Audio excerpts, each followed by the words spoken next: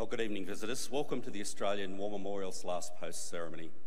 My name's Richard Cruz, and joining us today from the Royal Australian Air Force is Corporal Katrina Schultz. We warmly welcome the family of Private Herbert James Haslam, whose story will be told shortly. We welcome the veterans who have served, those that are still serving, and the families that support them. We acknowledge the members of RSL Services Clubs Association, RSL Victoria and RSL Queensland, who are watching the broadcast of this ceremony across Australia. During this evening's ceremony, wreaths will be laid at the base of the Pool of Reflection by family and visitors to the memorial. To start this evening's ceremony, I invite you all to please stand and join in singing the National Anthem.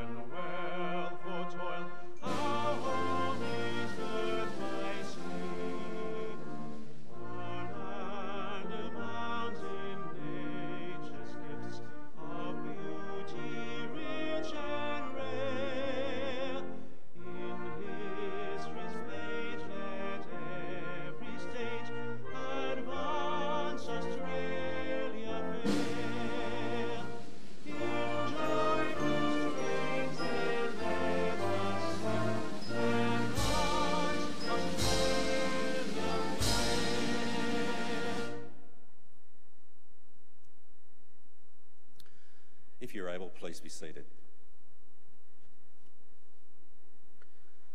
The Australian War Memorial was the vision of Charles Bean, Australia's First World War official historian. Bean landed with the Australian troops on Gallipoli and stayed with them at the front through to the end of the war. The idea of this national memorial and museum came to him at Pozières, France, in the depths of the bloody fighting of 1916.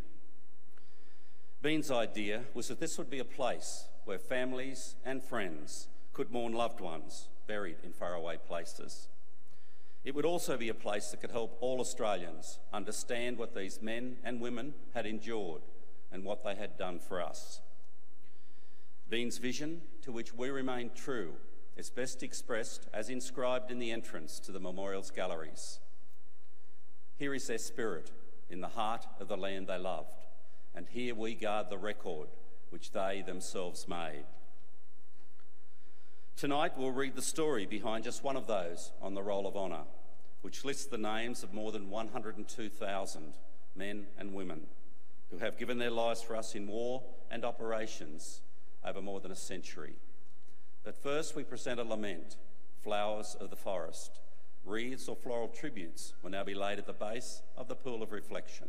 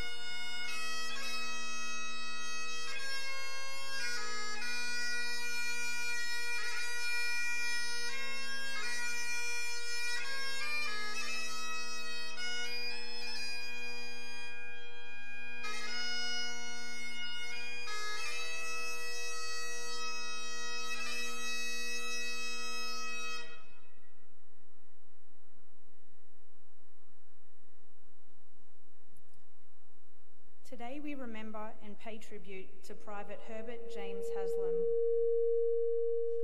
Familiarly known as Bert, Herbert Haslam was one of 5 children of Thomas and Jemima Haslam of North Carlton, Victoria.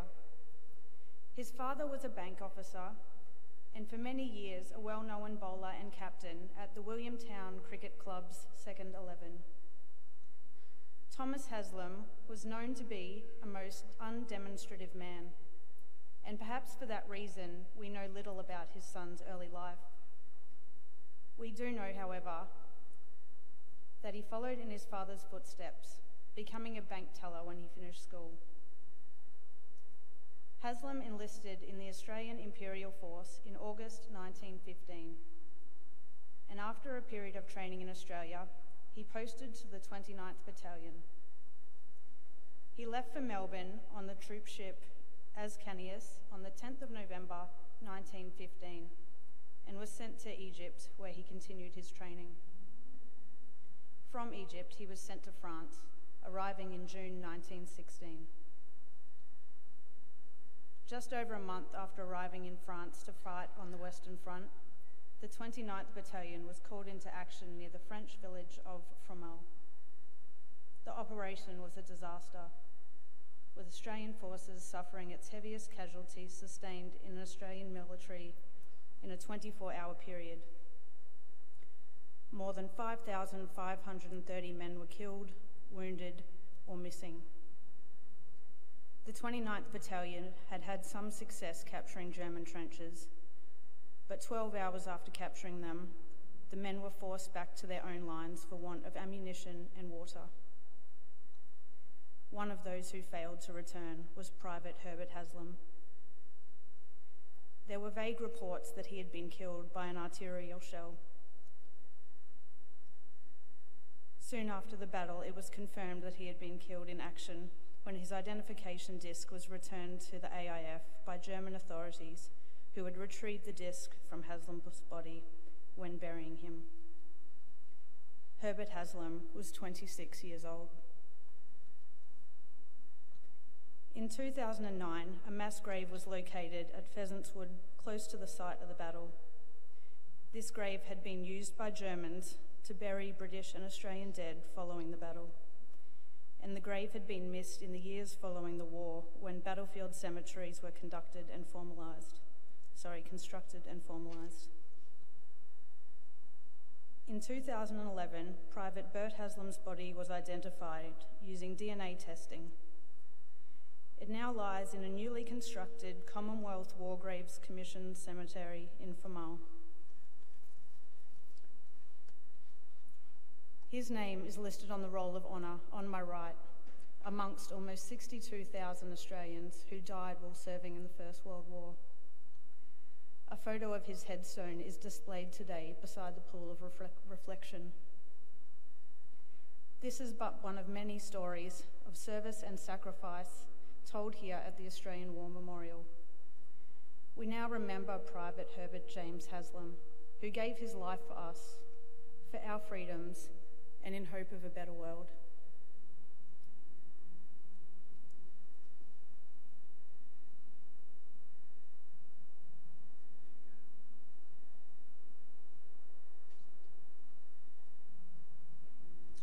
Please stand for the reading of the ode and the sounding of the last post.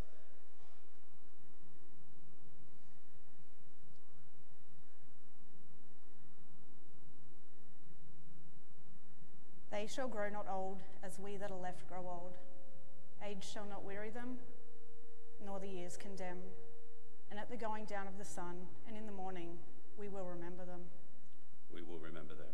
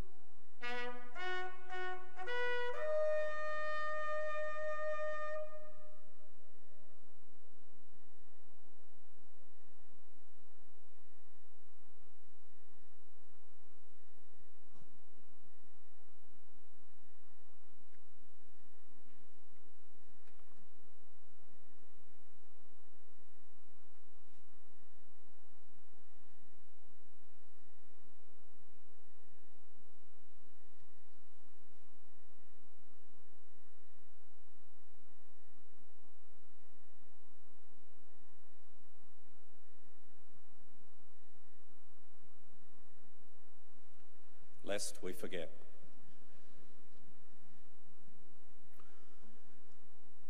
We leave you this evening with the words of the memorial's founder, Charles Bean.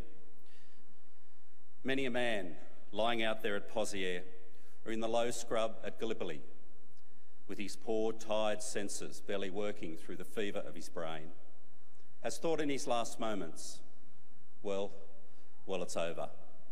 But in Australia, they will be proud of this. Ladies and gentlemen, girls and boys, that concludes this evening's last post ceremony. We thank you for visiting the Australian War Memorial and wish you all a very good evening. Thank you.